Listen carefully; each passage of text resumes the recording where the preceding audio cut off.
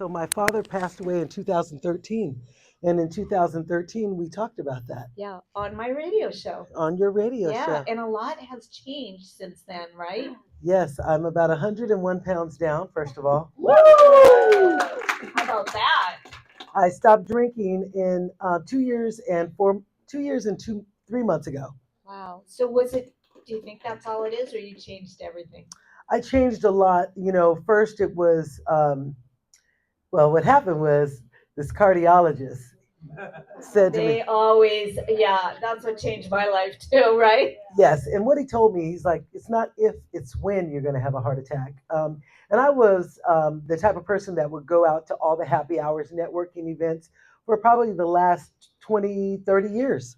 And I would do that religiously because I wanted to network and get to know people in my community. So when people looked for something that they would call me, I was always known as the person they would call.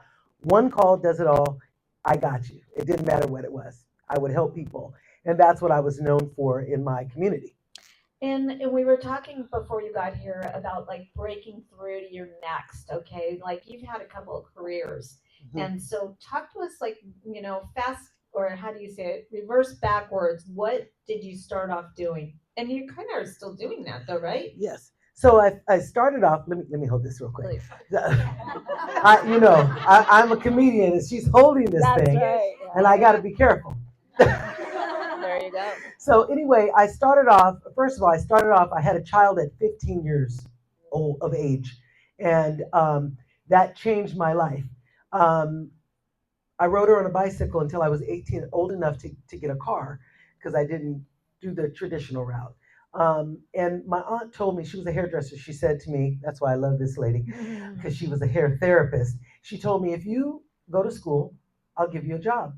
So I rode my daughter I went to school, I rode her on a bicycle, and fast forward, my daughter is 43 years old. She is a dynamic person. She's got a master's degree. She works for the federal government. I'm extremely proud of her.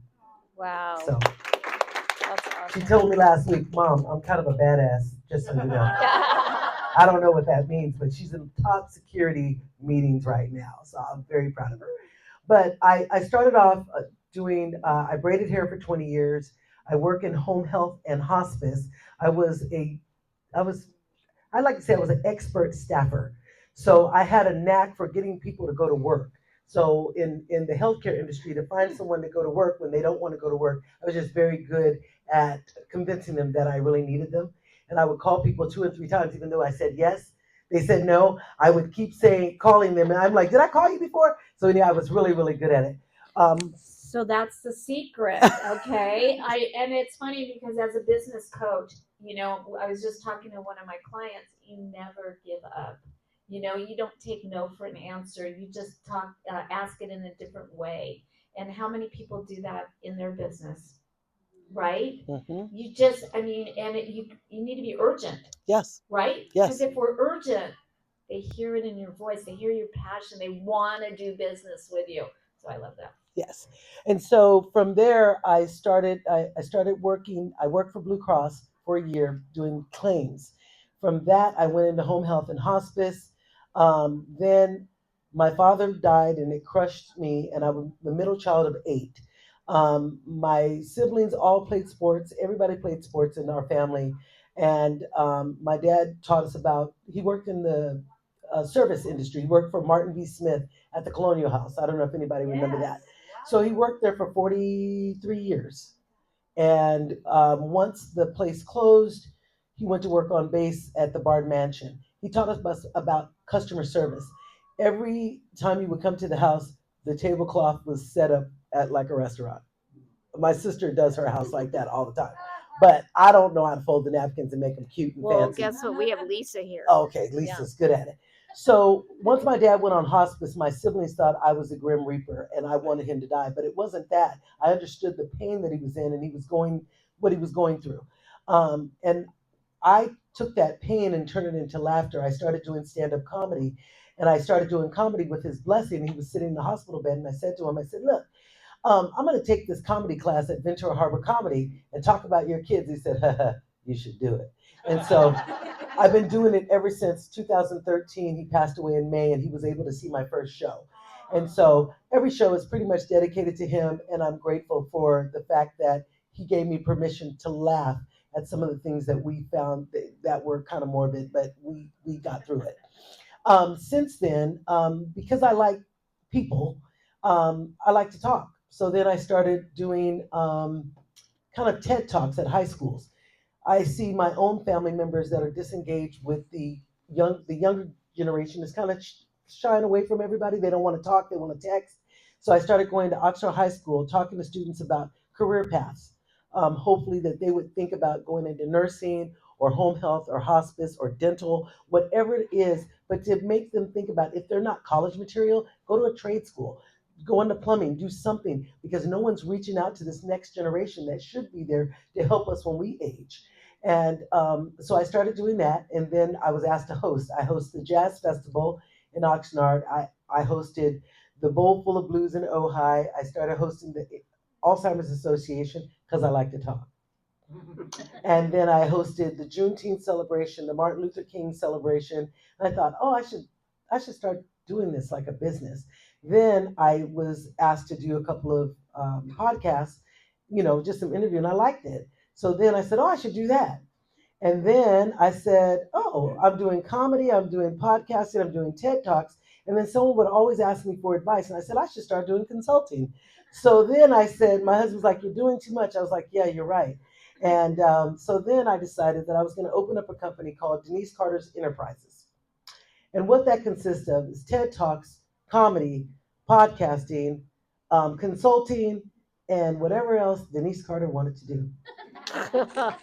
I love that. Okay, that's kind of like where I started, right? Yes, And but you have to be careful that you don't do too much. exactly. Okay, multitask is you have to kind of figure out what your passion is. So I love that.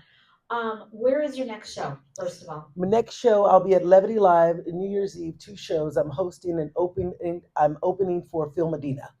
nice. We love Phil, right? Yes, Yes. and yeah. Phil also produces my podcast, and I'm on my 26th episode. And I taped the podcast before I came here, so I was running a little late. Also, I'm doing a fundraiser, so I use my platform to fundraise money for youth. So there's a girl who's going to be in the debutante ball. We're going to do dinner and a show January 11th at the VFW to raise money for a debutante. She was a 17-year-old girl who approached me and said, her mother said, my daughter wants to be a debutante. And I asked her why. And her mother started to talk, and I said, I want her to tell me. And she's like, well, I'm shy, and I only have 7 friends, and I'm a junior in high school, or a senior in high school. And I felt like it helped me bring me out of my shell. So I kept asking her why questions to get her to talk. Then I interviewed her on my podcast, and I told her mom, I said, if she would go out and ask a facility, like the VFW or the Elks Club or Elks Club or whoever, if she would ask them to rent, to donate their space, I can get some comedians and we could do dinner and a show. So we just booked yesterday dinner and a show, January 11th, $30 for dinner and a show. Love that. Yeah. I love that. I mean, you have made your laughter your living, Yes. right? Hmm. I mean, and that's was that always your passion to start off with? That's a very good question, Kim. That wasn't really my passion. My passion has always been about helping people. And I think from there, I found that because my mother was a hairdresser.